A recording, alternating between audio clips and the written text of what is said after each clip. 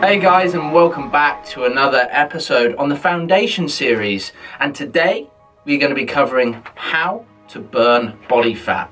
A very simple topic, just like how to build muscle, but we are covering literally the foundations of your fitness journey in this series. Something I thought was very important to cover, as you know, a lot of people are a little bit misled sometimes. The whole thing does get a little bit overcomplicated as it's passed via word of mouth. It goes from one so-called expert to another to someone who doesn't really have a clue what they're talking about, and it does get polluted. So in this series, unfortunately I don't have a special guest along with me today. We are going to cover how to lose body fat, the bare bones, the basics, everything you should know at home if in this quarantine you are hoping to lose a little bit of body fat. You've got a bit more time, you're wanting to get on some runs, do some home workouts and trim up a little bit. Absolutely fine, and summer's fast approaching. I'm sure a lot of us are going to want to enjoy it, and what better way than with your top off or with your bikini on or whatever it may be. So first of all, I'm going to cover sort of like the nutrition side of things, and then I'll go into the training side of things, and then I'll go into some miscellaneous stuff that you might want to know, but it's not essential. So to start with, the main point that you need from a nutrition basis is to make sure you're in a calorie deficit. Think of your calories as a bank account. To get wealthier, in this case, to add muscle or to add tissue, you need to be in a calorie surplus, okay? So that's gonna give you more than what you came in with. So in terms of your bank balance, if it started at 50 pounds, you then put in 70 pounds, and you take out 60 pounds, you're still going to net gain 10 pounds. You see what I'm saying? So 70 minus the 60, you're then going to be left over with 60 pounds in your bank account because you gained 10 and your original balance was 50. I might be overcomplicating it with this analogy, which I do apologize for, but that's the premise of it. You've got to make sure that you're in a surplus if you want to build muscle, and likewise with fat loss, which we're talking about today, you have to be in a deficit to lose fat. So you've actually got to have more going out than is coming in. So you've got to have, it's kind of a negative way to look at it, but you've got to have more costs going out than income coming in, if you're looking at it from the bank balance perspective. So if you start with 50, you want to end on 40, that sort of thing. Look at your calories the same way. So you start in a calorie deficit, that's 500 calories below your baseline. If you want, you can Google how to calculate your baseline calories. That will show you a relatively good guide. There's loads of them out there on how to calculate those, but that's essentially the minimal that you need to maintain your body weight. So that's not to gain, that's not to lose, that is just to maintain. Now a 500 calorie deficit is roughly what you will need. Might be a little bit too extreme for some people, but that's typically what studies suggest you need. And you want to be losing not an incredible amount of body fat, otherwise you will lose muscle tissue along the way. You want to be losing a couple pounds a week or every few days or something like that. You don't want to crash diet, because it's not long term, it's not going to be good for you mentally or physically, and it's just not what I'm wanting you guys to adopt. I'm wanting you to adopt a lifestyle that will fit you and your day-to-day routine, and you can enjoy it, because at the end of the day, if you enjoy it, you're going to continue to do it, and you're going to live a healthier life, which is the whole point of this. So take that into consideration. So yeah, calorie deficit, extremely important. One of, if the most important way to burn fat. You've got to look after your diet, you've got to have a nice, healthy, balanced diet, but yeah, make sure you're in a calorie deficit, because you can actually eat too much good food, as much as that doesn't sound good. If you go over your baseline calories with good food, you're not going to lose weight, you're still going to put on weight, which a lot of people misunderstand. That could be one of the myths out there that you probably heard of. Then we look on to the training side of things. So Again, I want to reiterate, this is completely bare bones. This isn't anything specific or advanced. I might do another video later down the line that goes into further things like blood glucose metabolism, all that sort of stuff. But for the time being, calorie expenditure, you want to be expending, again, so let's say your maintenance calories, so the calories that you're taking in is your baseline.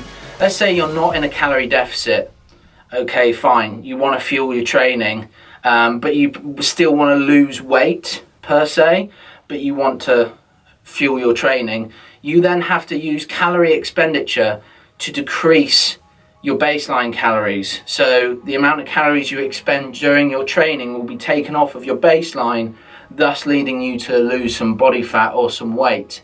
So they're the really two basic ways you can lose body fat, guys. Calorie deficit, calorie expenditure. Those two ways is very easy to understand. You know, I like using the bank balance method because I'm a numbers guy. That's the way I can figure it out, and it really suits well with me. But you might be different. You might need something else to comprehend it. Cup of water, for example. Obviously, if you add more in, the water's going to rise in the glass. If you sip some and you take it out, it's going to decrease. Same analogy, but if you imagine the baseline of the water, the water that you start at is where you are currently at. You take a sip, you decrease your body fat. If you add more water by pouring more water in, you increase your body fat or your muscle mass, if it depended on your diet. So yeah, they're the key points of training, nutrition that I'd recommend you guys take advantage of. And that really is it, guys. Don't let anyone overcomplicate it with you. If it doesn't work, it means that you are not being accountable to yourself. This is something that I need to hit home. It's not rocket science. The only thing that is possibly what's in here and what you are taking in from outside sources. Things might be confusing you, or something might not be working in your day-to-day routine.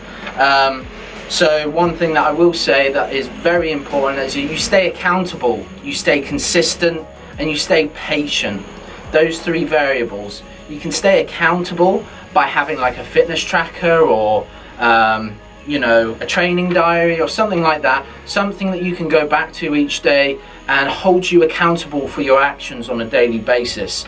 That will make sure then, you know, you're not cheating yourself, because a lot of people think they're sticking to a diet when really they're snacking here, they're snacking there, and their calories, you'll be surprised how they can fastly really rise and put you in that surplus or take you past your maintenance level, therefore meaning you're not going to actually burn any body fat.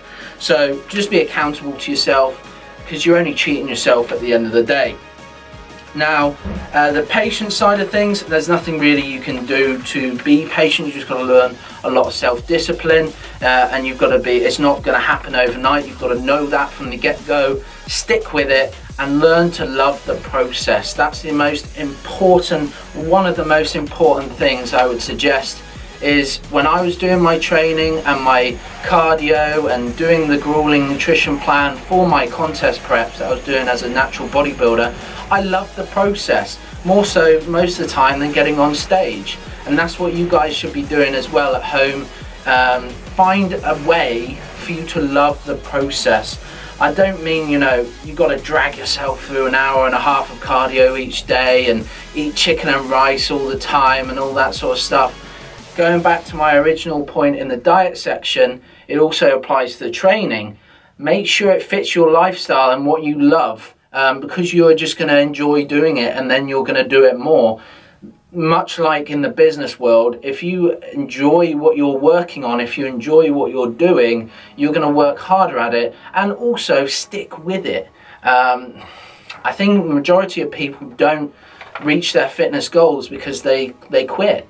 And I really don't want that for you guys. I want you to hit your fitness goals, which is why I'm doing this video here with you today. And you can achieve it, you can get there. It's not rocket science, it's very simple. It's something that you can easily achieve if you put your mind to it. The physical side of things it will get better, but your mind is always going to play tricks on you. So you've got to learn discipline, self-discipline. And that, to be honest guys, that is going to be it. I will touch on subs a little bit. So supplementation wise, the thing that I see a lot of people do is they don't really tailor their supplements to their goals. Make sure you are tailoring your supplements to your goals, guys. For example, if you know you have quick cake hands and you go for cheat meals a lot, you have a sugary sweet tooth, make sure you take a supplement, a fat loss aid that has an appetite suppressor in it. Do your research or watch some of the product spotlights we've done. I make sure it's really clearly highlighted. Or send us an email or DM us and we'll point you in the right direction. Another one is you struggle with energy, but you're taking on a daily basis, your carbs are low. You might be about 8 weeks into the diet, but you're taking a non-stim fat burner. So that's not really going to help you in terms of getting you that energy that you require. You need a stim-based fat burner. Little things like that, just make sure they're tailored towards you. One last scenario that I'll go into, let's say you're in a calorie deficit, you haven't taken into account that you are taking in carbohydrates into your workout, which a lot of you should be doing really if you're training really hard. You really should be putting those into your macros. You should calorie counter or whatever you're using to track your calories on a day-to-day basis, because carbs is carbs, protein's protein. You've got to make sure you track it, and if you don't, that's going to negatively impact how many calories you're going to be taking in a day, in terms of you're going to be thinking you're taking in a lot less when it really is a bit more. So that can play a trick on you. So that's about it, guys. Let me see if I've got anything else on my sheet here to talk about.